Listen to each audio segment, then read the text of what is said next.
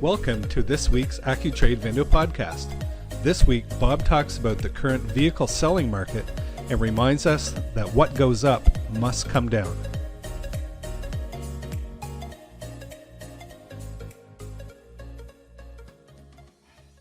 Good morning, everybody, and welcome to this week's VIN-dow with Robert Hollinshead. And Bob, where are we going this week? I know that's just been an absolutely irrational, insane market. So can we talk about that or talk about where it's going or what happens when it's over? Well, it's something to, let the steam out of the brain a little bit when you take a second to, take a deep breath, because you can't even believe that it's happening, what's happening, right?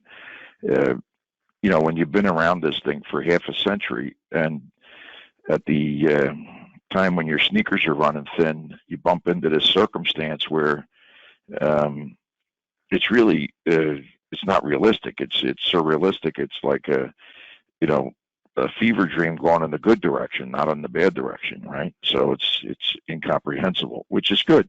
It's exactly, when you're a kid and you first learn how to ride the wave, right? You get out there and it's, I can't believe the greatest feeling on earth is when you catch it and it's, you're sliding in, it's the whole thing. And then what happens when it crashes on top of you, right? So the post-euphoria thing, right? Depending on how good you are at what you're doing, the post-euphoria is, it's not like you want to ruin this dream that we're living, right? Because it's not going to happen again. The 2x4s, you're selling 2x4s, you're getting $17 a board. It used to be 99 cents at 84 lumber, right? So, if you're already bid the job and you're locked into what you said you're going to build it for, you're out of business, right? Because you can't get a 2x4 for, $210. It's $17, right? So the person you bid the job to doesn't give a flying shit whether price of lumber went up, right? It's no different than an iPhone. You go try to buy an iPhone. Can't. They're all sold out. Different stores can't even get them. It's gas. It's blueberries, right? We got a guy that we buy cars from, every year. He just goes out and buys new Rolls Royces, Porsches, Lamborghinis, Ferraris, and keeps them a month and sells them to us, right? Because he makes so much money in blueberries, you don't know what to do with it. Bought 4 jets, like blueberries, right? They're out of sight, right? So this euphoria in the wholesale side of the world that we're living in is going crazy. And dealers, I think, are all in a situation, if you're not having record months, it's a shock. And if you aren't, you're definitely doing better than what you were doing last year at this time when the world was coming to an end, right?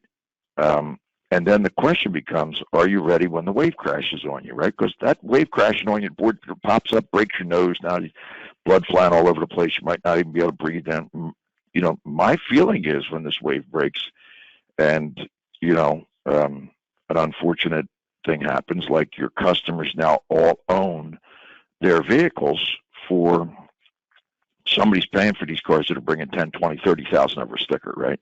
Somebody's paying for these cars that are bringing, an 18, whatever it is. You look at where the car came from in Accu-Trade, and the sticker price was 47,000. Just bought 52,000 on an auction block with 10,000 miles on it. So it's a really nice one, but it brought 5,000 more than it cost new.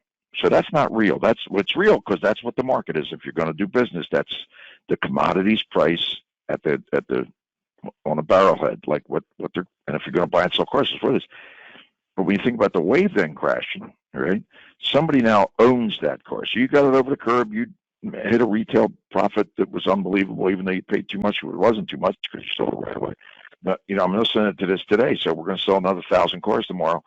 And dealers, Jesus Christ, your cars bring a lot of money. Yeah, but the problem is they're calling and saying, holy mackerel, we paid too much, but we sold it right away and made $6,200 on the car. So was it too much? Of course the answer is, of course it's not too much. You paid market value and you sold it for what the market would bear, right? That's easy. However, it's just like getting drunk. It's really fun. You had an unbelievable time. The hangover, right? It's a little bit different, right?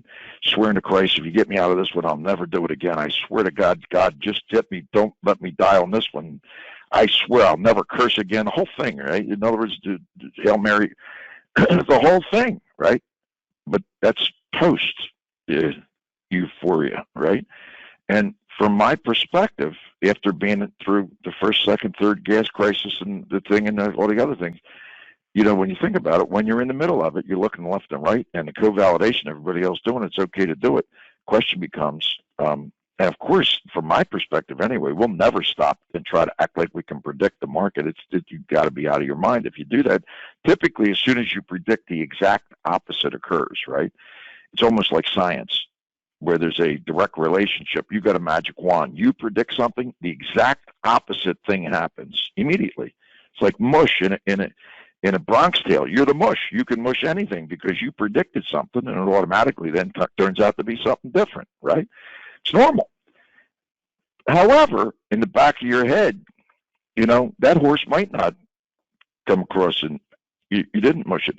And as a result, it's like, what do you do when your customer comes back in you paid $4,000 over sticker price. They paid $9,000 over sticker price, the car 4 years old.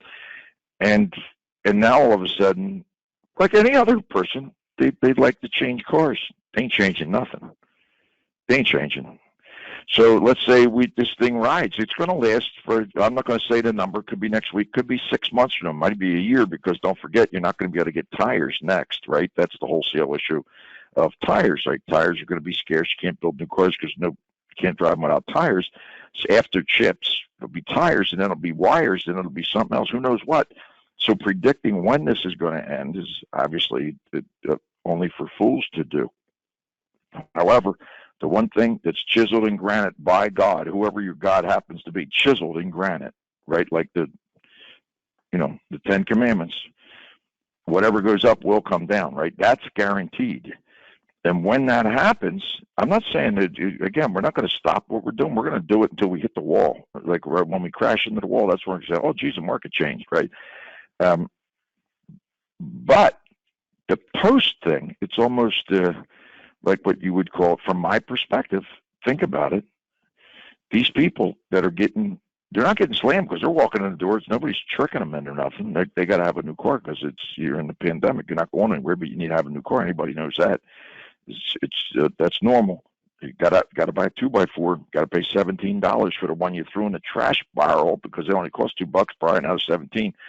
So that whole thing is going to, but now they owe on that 2018 F-150 that they paid $63,000 for, right?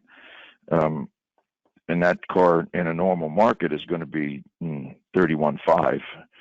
How do you auto alert or mastermind your way out of that one? You follow me? And my feeling is because of that, well, service on one hand, I think is going to go nuts, just like renovating a house. You can't afford a 2x4. Therefore, you're going to renovate the one you got. You're going to paint it and spackle it and do different things. You still get spackle. Although paint Sherwin-Williams is out of paint, just in case anybody's wondering, right? So paint at the wholesale level is no longer available, right? Talk to your Sherwin-Williams representative, see how you make out, right? You're a special customer. They'll still get it in for you, but in general, it's another commodity that it's not available, right? So it as a car dealer, and nobody has the time to think about this because you got to go find another car and go sell another car. I get that more than anybody could possibly believe. I'm the number one, proponent of all of that, right? But what you got to think about, in my estimation, is post this euphoria, how are you going to actually transact business when there are cars available, right? And your customer is now upside. Anybody with a trade, 60% of the cars. And don't forget, we're now going to change the residual on lease cars. Obviously, in order to be competitive, you got to do that. And the buyout on the lease car turns out to be, not like it is today, 4G, 8G low, could be 10G low actually on an awful lot of leases. Like a Ford pickup truck right now is coming back at 31G cars worth 46 at the auction. But if it's under 120 days, you can't buy it because, even the Ford dealer can't buy it. All of that's different. It don't matter, right? It's understandable. It's all part of this insanity, right? But when it happens that they then owe 57 and it's worth 35, I'm not sure exactly how that's going to work out. That's a weird thing. I don't know where the magic wand's coming in. And then you got to do one last thing, because I'm thinking about this myself, right? This euphoria is unbelievable, right? And everything's records, right? But now when these folks start changing the tax, right, and it's going from X and it's going to Y, and they're talking about a hook to go backwards on the tax, right? So this euphoria that you're in, and you're doing really good, and you're even thinking about a jet and all the other things that you can think about, right? And then they start this tax thing hooking backwards in order to pay for the first $2 trillion. Because we already did the second $2 trillion. Now nobody can come to work because they're getting paid more to stay home. So why in the world would they go to work? All of that absolute insanity. And now we're talking about the next 2 or 3 trillion. Like it's you say the word that pops out of the machine, nobody has to pay for it, right? So now we're going to force people who are in euphoria at the moment, blueberry farmers, 2x4, Canadian 2x4 providers, car dealers with cars. Now you're going to actually pay the piper for the music, right? And then when the thing goes the other direction, my feeling is, I don't know if anybody ever had the experience, right? When I was in the Marine Corps, I was out in Camp Pendleton and getting ready to go overseas in 1969. We were out in the Pacific Ocean, 16 years old, drunk, of course, on a weekend on minutes leave from Camp Pendleton. And we get out a little bit too far. The next thing you know, we're having a ball riding the waves, man. And then one of them waves comes in that was like one of the fifth wave in, which is going, and all of a sudden you're down, and you really, really can't figure out how you're going to get out of that, right? This wave, when it breaks, you see what I'm saying? You might come up for air, but I'm going to tell you, with the tax thing going to hit you in the head because you made so much money. It's unbelievable. Of course you're going to pay your taxes. Everybody pays their taxes. So whatever felt so good, record everything, and now you're paying double the amount of tax that you were paying previously.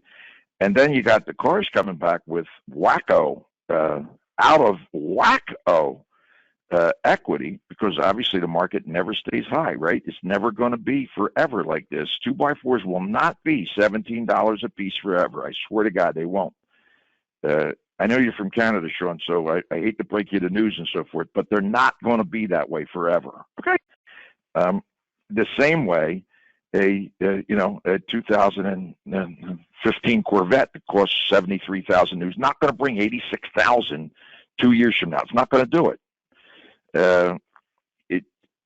And I'm not saying I know that. I'm just saying, based on experience, what goes up will come down. When it comes down, my feeling is that you got to be a little bit not where you're worried about doing business today, because you can't. You got too many things to do. But you got to keep that in the back of your head, that when it does, how are you going to modify, right? And modify everything. So the fact that, there's lots of new marketplaces, there's more coming, marketplaces, et cetera, process and sell to the bottom, of course, is out the window. That's never going to occur again. That will never be back again.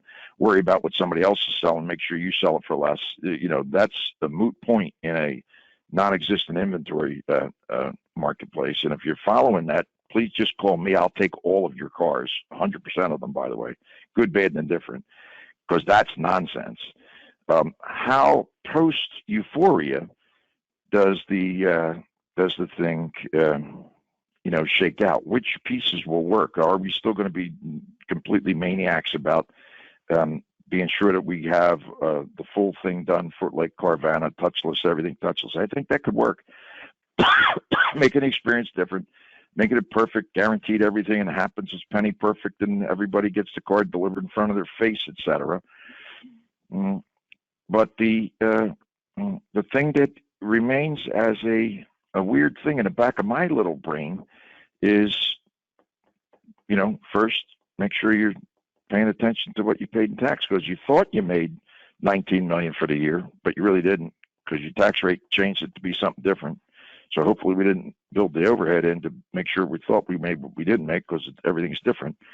And then how are we going to deal with handling the out of what every euphoric right now? NADA increased how much they'll lend. It's beautiful. It's unbelievable. I'm sure ALG helped them do that and all the rest of it, right?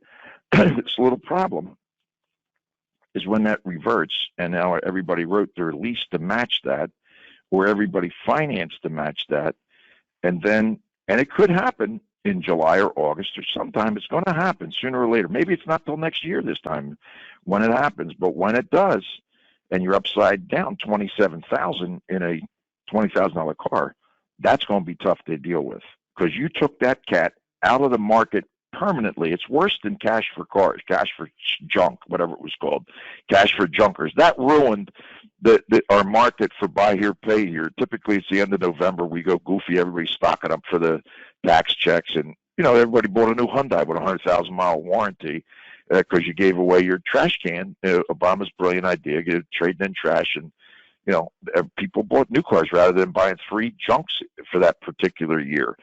I think this is going to be. I could be wrong about it. I want to be wrong. I think the market's going to go up forever. It's never going to come down. But if I ain't wrong and it does come down, right, the post-euphoric thing that we're in, I think is going to be weird. It's going to be really weird. And if you weren't able to come up for your second breath, people that are paying $100 million for a franchise and bought two Nissan dealerships for $100 million. I saw that. Our friends from bought it the other day and out in California. I wish everybody all walk in the world with that. And these people are good operators, so I think they're going to do good. But the truth of the matter is, when all of these things collide together at the same time, it's a question of are you prepared for that, and how do you get prepared for it? And are the fixed ops becoming more important, and are we doing recon in the service drive as opposed to just changing oil and so forth to make sure that we got all the bases covered? Because when things getting a little tough, boss, I need another $20,000 to trade this car because their payoff is 80,000, cars worth 40. That's going to be weird. That's going to be weird. That's going to be weird because it's not possible for it to be something different. It's not like these cars are going to be worth what they're worth forever, right? They will be produced in the future sometime after there's no shortage of chips and no shortage of tires. Cars are going to get produced. That's an absolute guarantee. And then the aftermath of that is we're going to be giving away everything again. I'm positive of it. It's a shame that we didn't have to do it to begin with, but because we're all, based on volume and doing something better than your neighbor, selling it for less than your neighbor as opposed to what it's worth, right? That's going to return. I'm absolutely positive about that as well. And the playing field at that point is going to be weird. It's going to be very interesting. Does that make sense to you at all, Shawnee?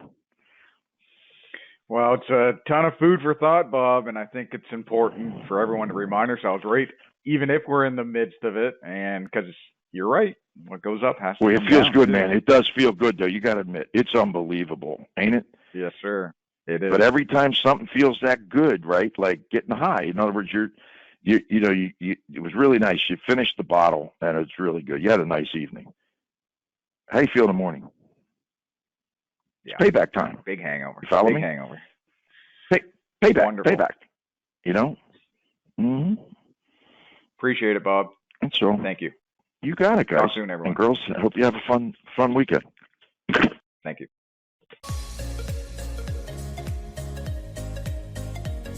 Thanks for listening. Tune in every week for a new episode where we chat with Bob Hollinshead, founder of Accu-Trade and the largest independent vehicle wholesaler in North America.